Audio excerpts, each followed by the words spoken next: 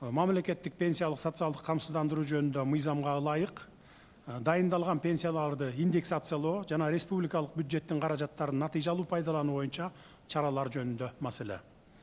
Пенсия курагына келип, ардактуу эс алууга чыккан жарандарыбыздын жашоо деңгээлин жакшыртууну камсыз кылуу мамлекеттин маанилүү багыттарынын бири.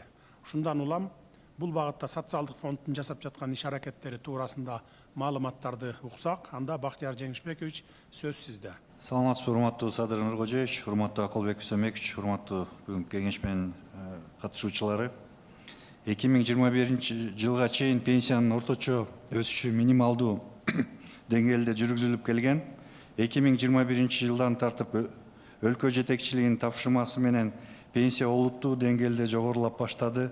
Мындан тышкары Кыргыз Республикасынын Конституциясынын 44-чү беренесин ишке ашыруу максатында социалдык фонд келечек булагы туруктуу пенсиялык системасын стратегиясын иштеп чыгып, мунун алкагында бир катар мыйзам долбоорлорун кабыл алды. Ушул негиздер өлкөдөгү пенсия саясатын реформалоонун эң негизги өзөгүн түздү жана бул иштин жыйынтыгы өзүнүн жемишин берүүдө. 2021 жылдан тартып камсыздандыруу төгүмдөрүнүн чогултуу эң жогорку көрсөткүчкө жетти.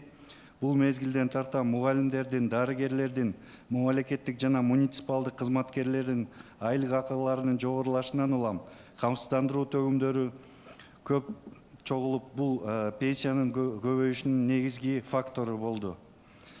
Мисал катары 4 жылдык көрсөткүчтү ала турган болсок, 2017 жылдан 2020 жылдар аралыгында камсыздандыруу төгүмдөрүнүн жыйноонун көрсөткүчү болгону 115% түссө, 2021 жылдан 24 жылга чейин 4 жылда бул көрсөткүч 210%га чейин жетти.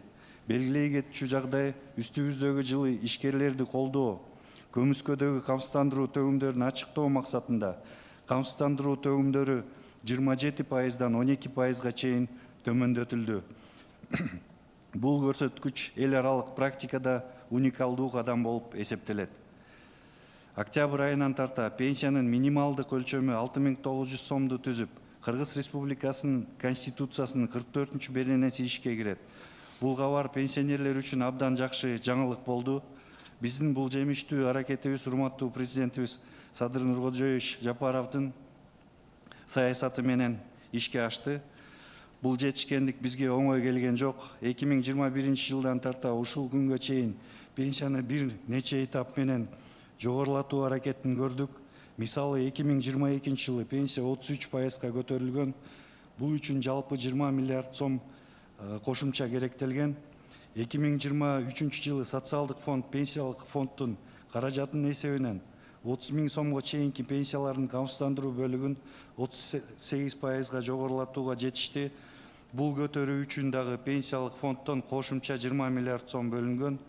2024 жылы пенсионерлердин жашоо минимумунан кем кылбоо үчүн 2 этап менен жогорулатуу чечими кабыл алынып, буга кошумча 20 миллиард сом каражат бөлүнөт. Пенсияны жогорулатуунун биринчи этабы 2024 жылдын 1-июнунда ишке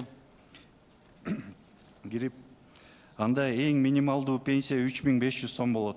Ал эми экинчи этап октябрь айынан ишке кирип, пенсиянын камсыздандыруу бөлүктөрүн 18%га, бирок 1000 сомдон кем эмес жогорулатылат. Бул 2024 жылдын 3 айы үчүн 3 миллиард 927 миллион сом кошумча каражат керектелет. Бул каражаттын 3 миллиард 140 миллион сому пенсиялык фонддон, 787 миллион сому республикалык бюджеттен каржыланат. Республикалык бюджеттен бөлүнө турган 787 миллион сом бюджеттен оптималдаштырылган каражаттын эсебинен төлөнөт.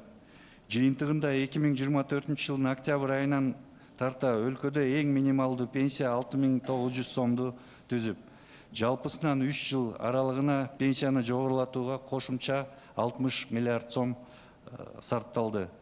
2021 жылга чейин пенсионерлердин жашоо минимумунан төмөн пенсия алган пенсионерлердин саны 349 000 адамды же өлкөдөгү жалпы пенсионерлердин 49%-ын түссө, 2023 жылга карата бул көрсөткүч 306 000 адамга азайып 40%-га чейин кыскарган.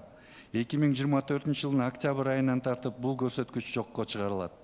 Учурда өлкө аймагында жалпысынан 787.500 адамга пенсия чектелип, бул үчүн 2024 жылга карата пенсия төлөө үчүн 88 миллиард 144 миллион сом акча каражаты каралган. Ал эми 25 жылга пенсия төлөө үчүн 104 миллиард акча каражаты каралды. Бул жерде Садыр Нурожевич кыскача маалымат айта кетсек, бул пенсионердин 3 жыл стажы бар пенсионердин мисалы 714 сом пенсия болгон 20 жылы. 20 жылы көбөйгөндөн кийин 1014 сом болгон пенсиясы. Мына 23 жылга келип көбөйүп келет 2284 сом болгон пенсиясы. Мына 1 июлдан баштап пенсиясы 5074 сом болот. Ал эми 1 октябрдан пенсиясы 6900 сом болот. Кийинки слайдты көрсөтүп коесуздарбы? Мына бул жерде стажы толук, бирок камсыздандыруу төмөмдөрүн азыраак төлөп жүргөн кишинин пенсиясы 7080 сом болсо, 1 январь 20 жылга пенсиясы 3 жылдын ичинде көтөрүп атып пенсиясын 1 октябрга 15013 сом болот пенсиясы. 7000ден 15000 сомго чейин жетти, 2 эсе көтөрүлдү пенсиясы.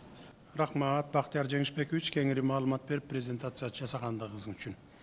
Эми сиз жетектеген социалдык фонд өз убагында кайра эсептөөлөрдү жүргүзүү жана жаңы өлчөмдөрдө төлөөнү камсыз кылуу иш чарасын ыкчамдатып, так өз убагында аткарышыңыз зарыл. Аны менен бирге пенсиялык системаны реформалоого, пенсиянын майнаптуулугун жогорулатууга багытталган мыйзамдарга кол коюлду. Муну билесиз. Эми бул реформага багытталган мыйзамдарды так аткарыңыз, өз убагында жүргүзүңүз. Анда эмесе пенсияларды индексациялоо боюнча жарлыкка кол коюуга өтөлү.